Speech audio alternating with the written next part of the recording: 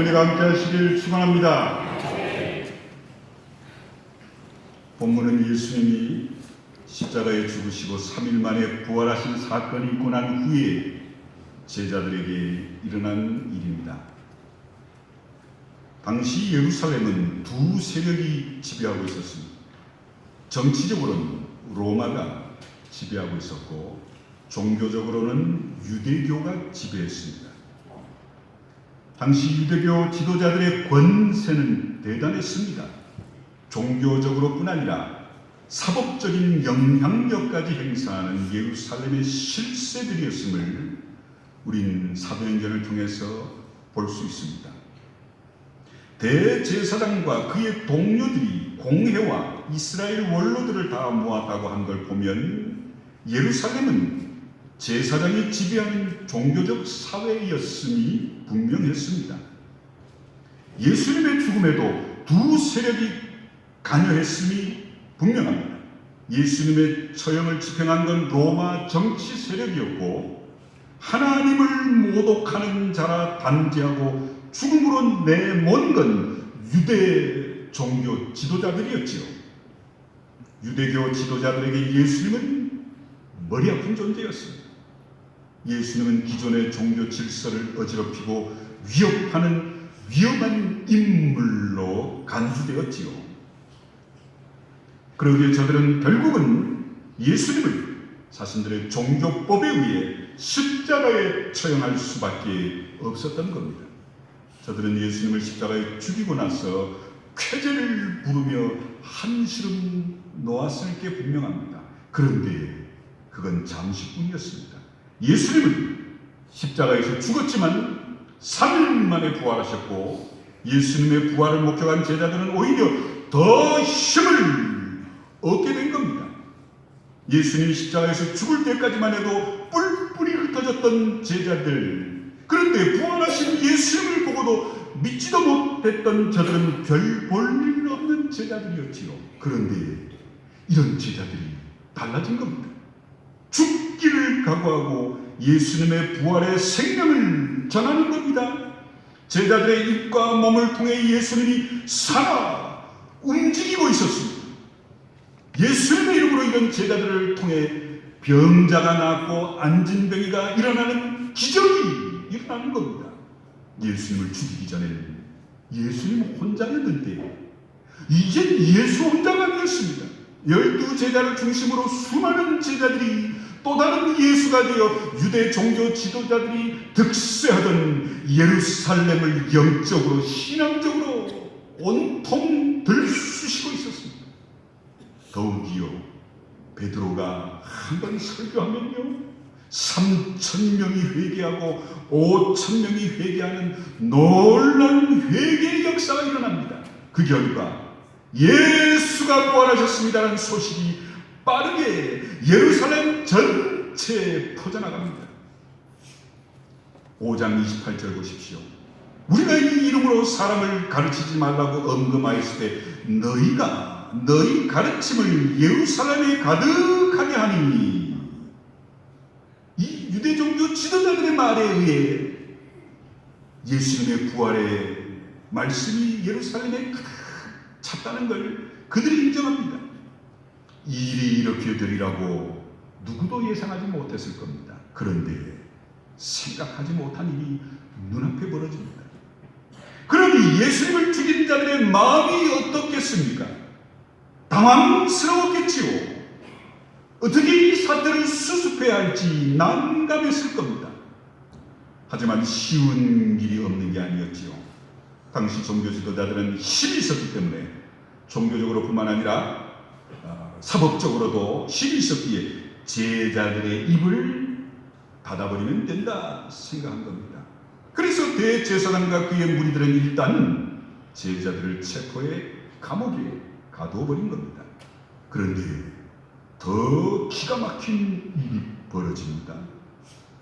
제자들을 옥에 가두고 산헤드린 전체 회의를 소집한 그날 밤에 사람의 힘으로는 어떻게 해볼 수 없는 사태가 일어납니다. 하나님의 천사가 감옥문을 열고 제자들을 이끌어내는 기이한 일이 일어났기 때문입니다. 더욱이 천사는 사도들에게 성전에 가서 이 생명의 말씀을 백성들에게 당당하게 전하라. 사도행전 5장 19절 20절에서 격려하기까지 했지요. 그러니 제자들이 얼마나 용기 충천했겠습니까? 훈련한 사도들은 날이 밝자마자 성전으로 달려가 이전보다 더 담대하게 예수의 부활의 생명을 선포합니다. 지난밤에 무슨 일이 일어났는지 전혀 모르는 사내들인 공회원들은 날이 밝자 사도들을 감옥에서 불러내 신문하려고 모입니다. 그런데 끌려나와야 할 제자들은 끌려나오지 않고 엉뚱한 보고가 올라옵니다. 감옥 문은 철통같이 잠겨있고 문마다 간수들이 밤새 물 셀 틈 없이 지켰는데 제자들이 깜짝같이 사라졌다는 겁니다. 성도 여러분, 이 소식을 들은 공회원들이 얼마나 어리둥절했겠습니까? 어안이 벙벙했을까요? 정말 귀신이 곡할 노릇이라며 얼굴만 쳐다보았을 겁니다. 기가 막혔을 겁니다. 감옥에 갇혀 있어야 했던 사도들이요, 이젠 성전에서 사람들을 가르치고 있다는 소식을 듣습니다. 이 보고를 들은 경비대장은 사색이 되어 즉시 부하들을 데리고 사도들을 체포하러 성전으로 출동했지요. 사도들은 체포되어 공회 앞에 다시 끌려옵니다. 대제사장이 사도들을 바라보더니 정말 못마땅한 표정으로 골치 아프다는 듯이 28절에서 이렇게 소리칩니다. 내가 이 1절에 너희를 불러 어떤 경우에도 예수의 이름으로 말하거나 가르치지 말라오니 경고하지 않더냐. 그런데 너희는 너희 가르침으로 예루살렘을 가득 채우고 그 사람의 죽음을 우리 탓으로 돌리려 하느냐. 제사장은요, 예수의 죽음이 우리 탓이 아니라 발뺌하는 걸 보십시오. 빌라도가 죽인 거지 우린 죽인 게 아니랍니다. 물론 외형적으로 로마의 정치 권력이 예수의 죽음을 집행한 건 맞습니다. 하지만 실제로 예수님을 죽인 건 대제사장을 비롯한 유대 종교 지도자들이겠지요. 이건 누구보다도 그들 자신이 잘 알고 양심이 시인하는 진실이지요. 그런데 저들은 지금 발뺌을 하고 진실을 은폐하려 합니다. 파죽지세로 번져가는 예수님의 부활 소식과 예수 이름으로 많은 병자들이 고침받는 기적을 보면서도 속으로는 당황스럽고 시기심에 어쩔 줄 모르면서도 겉으로는 예수의 피에 대해 자신들의 손이 깨끗한 척하고 있는 걸 보십시오. 그들의 마음 깊은 곳에는 사도들까지도 처치해 버려야겠다는 분노가 타오릅니다. 저들이 사도행전 5장 33절에서 베드로의 말을 듣고 격분해 사도들을 당장 죽이려 한 걸 보면 저들의 마음속에 분노와 시기심이 가득했던 걸 봅니다. 그런데 지금 이런 그들이 어떻게 하고 있지요? 사도들에게 진실 아닌 걸 퍼뜨리고 다닌다 추궁합니다. 자신들의 손은 깨끗한데 왜 살인 공범으로 모으느냐는 겁니다. 성경에 기록되어 있지는 않지만 저들은 아마도 하나님의 이름까지 맹세하며 자신들의 손은 깨끗하다고 강하게 변론했을 겁니다. 정말 가증스럽고 비겁하고 뻔뻔하지 않습니까? 만일요, 사내들인 공회원들이 정말 하나님을 믿는 자들이고 하나님을 사랑하는 자들이라면요, 지금 이 사태의 진실을 아는데 관심을 기울였을 겁니다. 별 볼 일 없던 제자들이 왜 갑자기 용기 백배에 예수의 부활을 목숨 걸고 전하는지, 예수 이름으로 병자들이 낫는 사태의 진실이 도대체 뭔지를 알기 위해 관심을 기울이지 않았을까요? 그런데 저들은 이런 것 따위에 전혀 관심이 없습니다. 저들의 모습을 한번 보십시오. 예수를 죽이기 전이나 죽인 후나 똑같습니다. 예수의 부활 소식을 듣고서도 아무 변화가 없지 않습니까? 성령이 강림해 제자들이 사도로 변화된 걸 보면서도 요지부동이지 않습니까? 저들의 행동과 주장은 정말이지 감동스러울 정도로 잘못된 모습으로 이어가는 걸 보십시오. 자신들의 전통과 가르침을 고집하고 기득권을 지키는 데만 관심이 있지 메시아의 통치 현실에는 도무지 관심이 없습니다. 기존의 종교 체제와 가르침 안에 갇혀 꿈쩍하지 않습니다. 그렇습니다. 감옥에 갇힌 건 사도들이었지만요, 실제로 빠져나올 수 없는 깊은 감옥에 갇힌 자들은 바로 당시 종교 지도자들이었습니다. 대제사장을 비롯한 사내들인 공회 의원들이야말로 고정관념의 감옥, 기존 체제의 감옥, 기득권의 감옥, 거짓과 탐욕의 감옥에 꼭 갇혀 헤어나지 못하는 자들이었습니다. 성도 여러분, 오늘도 마찬가지입니다. 많은 사람들이요, 마음껏 자유를 누리며 살고 있다 생각합니다만 사실은 자신도 모르게 깊은 감옥에 갇혀있는 자신을 깨닫지 못하는 자들이 얼마나 많습니까? 아니 어쩌면 우리 모두도 마찬가지로 감옥에 갇혀있는 자들입니다. 사람들은 모두들 자기 선입견에 꼭 갇혀 있습니다. 자기만의 생각에 단단히 갇혀 있고요, 자기만의 경험에 강하게 갇혀 있고요, 자기만의 감정에 갇혀 있고요, 타락한 이 시대의 우상들에 갇혀 있는 걸 여러분 아셔야 합니다. 정리해 말하면 이렇습니다. 내가 뭔가에 갇혀 있다는 걸 아는 자는요, 그 뭔가에 갇히지 않을 수 있지만요, 내가 뭔가에 갇혀 있다는 걸 모르는 사람은요, 그 뭔가에 온전히 갇히게 된다는 겁니다. 성도 여러분, 인간은 피조물이어서 절대적인 한계를 갖고 있습니다. 우리가 상당히 많은 걸 알고 있는 것 같지만요, 사실은 백사장의 모래알 하나 아는 것에 불과합니다.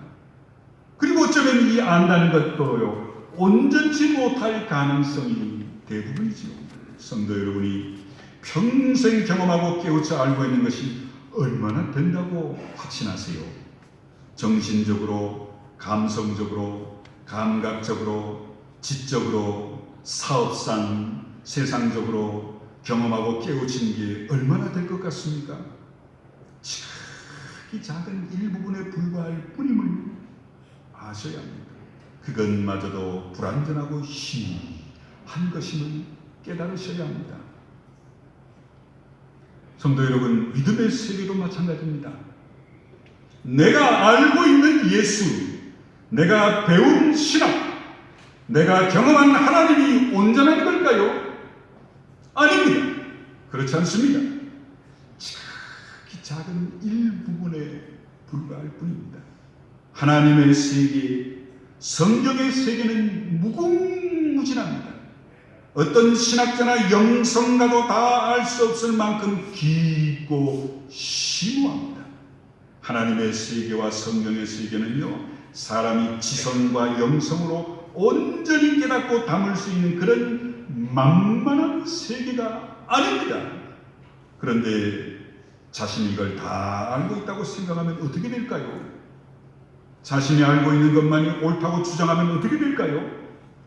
자기 인식과 경험을 상대화할 줄 모른다면 독성에 빠지고 맙니다. 이들은 편견과 고정관념과 상식의 감옥에 그만 갇히고 말지요. 도무지 남의 말을 귀담아 듣지 않는 사람들을 여러분 보시죠? 정말 답답할 노릇입니다. 보여줘도 들려줘도 옆에 갖다 놔도 그냥 자기 고정관념에 확 쌓인 사람들은요, 도무지 눈을 열려고 귀를 열려고 마음의 문을 열려고 하지 않는 답답한 사람들을 가끔씩 볼 겁니다. 정말 속된 말로 미치죠. 그래서 예수님을 십자가에 못 박은 제사장이나 바리새인들이 따로 있는 게 아니라요, 자신이 알고 있는 것만이 절대적인 진리라고 확신하고 그 안에 갇혀있는 자들이 바로 오늘의 바리새인들입니다. 자신만 옳고 다른 사람은 다 틀렸다고 판단하는 사람이 바로 오늘의 제사장들입니다. 결국 자신이 피조물에 불과하다는 진실을 잊게 되면 언제든 우리도요 바리새인과 제사장이 될 수밖에 없고 자기 안에 갇힐 수밖에 없음을 깨달으시길 바랍니다. 그런데요 사도들은 달랐습니다. 비록 예수님의 죽음을 외면하기도 했지만 성령으로 말미암아 깨우침을 얻고 나서부터는 달랐습니다. 이전의 제자들이 아니었어요. 겁 많고 이해관계에 밝고 자기중심적이고 정치적 욕망에 붙잡혀 있던 제자들이 이젠 모든 걸 걸고 예수님의 부활의 생명을 증언하고 가르치는데 몸과 영혼과 생명까지 쏟는 사도로 변화되었음을 믿으시길 간절히 축원합니다. 최고의 실력자들이 모인 사내들인 공의 앞에서 호된 죽음을 받으면서도 당당했습니다. 29절 32절 보십시오. 베드로와 사도들이 대답하여 이르되 사람보다 하나님께 순종하는 것이 마땅하니라. 너희가 나무에 달아 죽인 예수를 우리 조상의 하나님이 살리시고 이스라엘에게 회개함과 죄 사함을 주시려고 그를 오른손으로 높이사 임금과 구주로 삼으셨느니라. 우리는 이 일의 증인이요 하나님이 자기에게 순종하는 사람들에게 주신 성령도 그러하니라. 그렇습니다. 성도 여러분, 사도들은 정말요 조금도 흔들림 없이 당당하게 논리적으로 예수 부활 사건의 진실을 설명합니다. 성도 여러분, 별 볼 일 없던 제자들이 어떻게 저런 당당하고 지혜롭고 세상이 감당할 수 없는 일꾼들로 변한 걸까요? 예수님의 부활을 보고서 흥분해서일까요? 예수의 부활 생명을 경험한 게 너무 놀라워 앞뒤 보이는 게 없어서일까요? 성령이 제정신이 빼앗겨서일까요? 아닙니다. 베드로의 설교나 공의 앞에서 하는 말을 들어보십시오. 사도들이 체포당하거나 감옥에 갇힐 때 거칠게 저항하지 않는 걸 보십시오.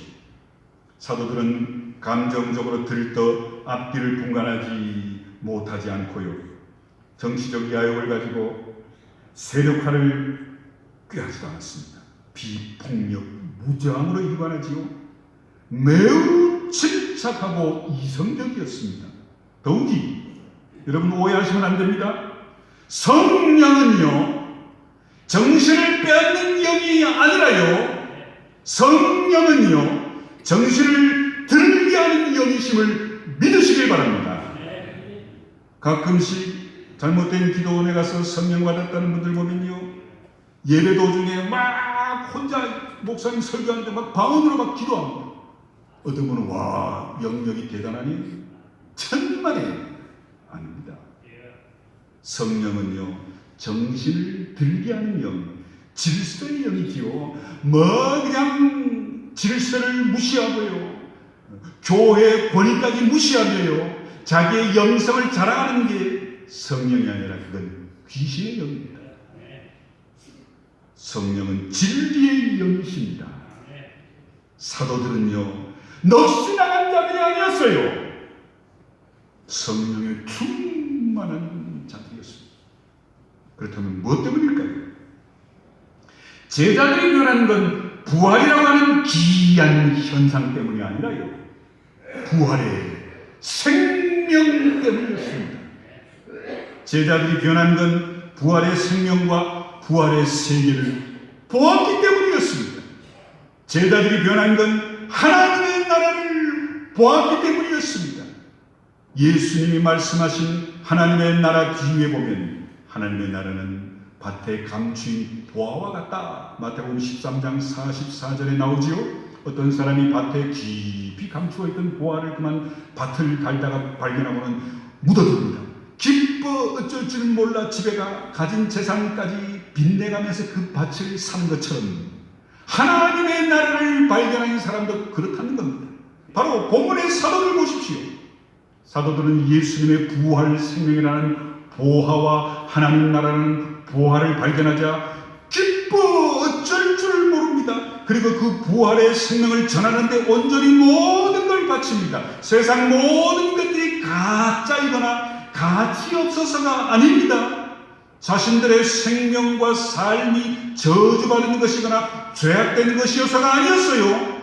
부활의 생명과 하나님의 나라가 너무 영광스러운 보아였기에 사람들에게 이 놀라운 생명의 소식을 전하고 싶어 견딜 수 없어서 그랬던 거지, 이 땅의 생명과 삶이 하찮아 그랬던 게 결코 아닙니다.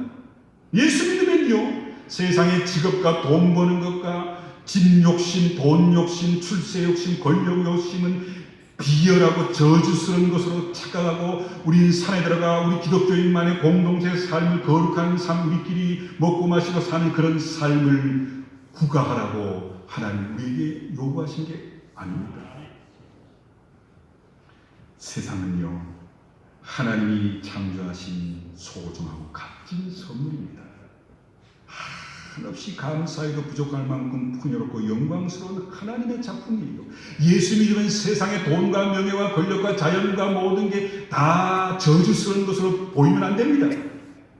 그럼에도 내가 성공하고 출세하고 돈 많고 기업 가고 정말 사람들이 나를 존경할지라도, 그럼에도 예수의 부활의 생명과 하나님 나라에 비하면 세상의 것은 아무것도 아님을 깨닫는 게 예수 믿는 것임을 다시 한번 깨달으시길 간절히 축원합니다.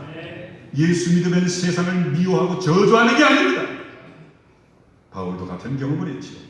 빌립보 3장 7절 9절 보면요, 무엇이든지 내게 유익하던 것을 내가 그리스도를 위하여 다 해로 여길 뿐더러 또한 모든 걸 해로 여김은 내 주 그리스도 예수를 아는 지식이 가장 고상하기 때문이다.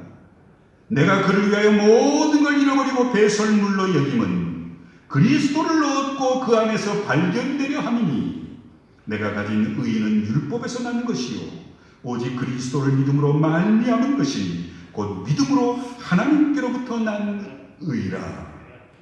바울과 사도들이 어떤 것도 두려워하지 않고 부활의 생명과 하나님의 나라를 전할 수 있었던 건 예수님을 아는 지식이 가장 고상하기 때문이었습니다. 부활의 생명과 하나님의 나라보다 더 위대하고 값진 게 없었기 때문이었습니다. 오늘도 마찬가지입니다. 오늘도 예수님의 부활의 생명과 하나님 나라의 보화를 발견하게 되면 그 외의 것들은 시시하게 보입니다.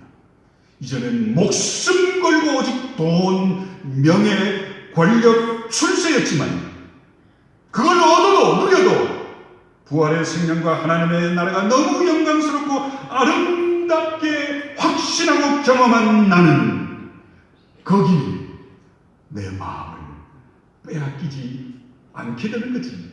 그거 다 갖다 버리라 라는 얘기가 아닙니다. 그럼 성도 여러분은 예수 안에서 뭘 보세요? 예수 그리스도 안에서 평안과 승리와 건강과 부와 성공만을 아직도 보세요? 예수 안에는요, 단지 평안이 아니라 어떤 역경이라도 뚫고 나가는 힘이 있음을 믿으시길 바랍니다. 예수님 안에는 다른 사람을 굴복시키는 승리가 아니라 죄악에 굴하지 않는 승리가 있음을 믿으시길 바랍니다. 예수님 안에는 단지 건강이 아니라 병약함 중에도 감사를 잃지 않는 능력이 있음을 믿으시길 바랍니다. 예수님 안에는 부와 성공이 아니라 부와 성공을 탐내지 않을 수 있는 진정한 부유함이 있음을 믿으시길 간절히 축원합니다. 바로 이런 세상에서는 얻을 수 없는 놀라운 것들을 주시려고 예수님이 십자가에 죽으셨음을 믿으시길 바랍니다. 하나님이 예수 그리스도의 죽음과 부활을 통해 우리에게 주고 싶어 하시는 게 바로 이겁니다. 지금 왜 예수를 믿으세요? 왜 온 세상이 예수를 믿어야 하는 걸까요? 수양하기 위해, 삶의 위로를 받기 위해. 우리가 예수 믿고 예배하는 궁극적인 이유는 그 이상입니다. 우리가 예수 믿고 예배해야 하는 궁극적인 이유는 마음의 수양을 얻기 위해 위해서가 아니라 부활의 생명에 참여하기 위해서임을 믿으시길 간절히 축원합니다. 하나님의 나라에 참여하면 마음의 수양은 저절로 이루어지는 겁니다. 마음의 위로도 저절로 받게 되지요. 그렇습니다. 성도 여러분, 죽음의 권세를 이긴 부활의 생명과 또한 하나님의 나라는요, 오직 예수 그리스도 안에 숨어 있음을 믿으시길 간절히 축원합니다. 세상의 돈과 명예와 쾌락과 축세에 우린 부활의 생명과 하나님의 나라를 맛볼 수 없습니다. 그러므로 사랑하는 성도 여러분, 예수 그리스도 안에서 이 부활의 생명과 하나님의 나라를 믿음으로 확신하고 누리시는 여러분과 여러분 자녀들 우리 모두들 되시길 간절히 축원합니다. 기도하겠습니다. 고마우신 아버지 하나님 감사합니다. 우리가 세상을 등지는 게 아니라 세상의 빛과 소금의 역할을 하라 하셨습니다.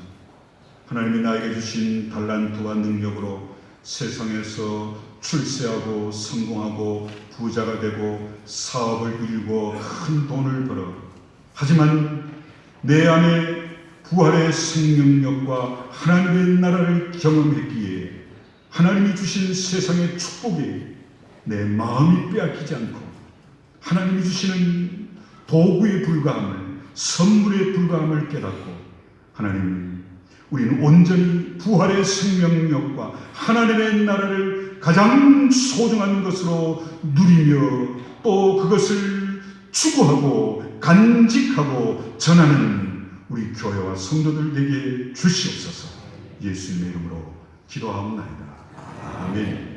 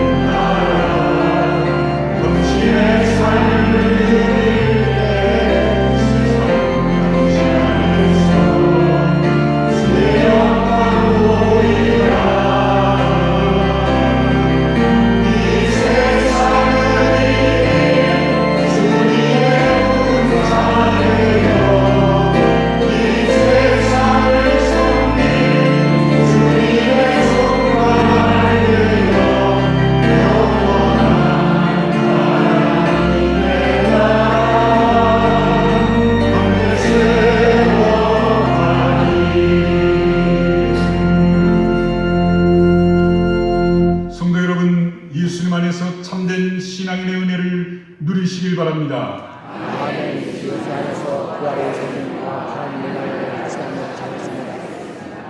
이제는 우리 주 예수 그리스도의 크신 은혜와 아버지 하나님의 그 놀라우신 사랑하심과 성령의 함께하심이 예수 안에서만 누리고 발견하고 체험할 수 있는 부활의 생명력과 하나님의 나라를 온전히 누리며 하나님 앞에 모든 것 통해 영광 돌리는 우리 성도들과 충주교회 되게 하옵시기를 간절히 축원하옵나이다. 아멘.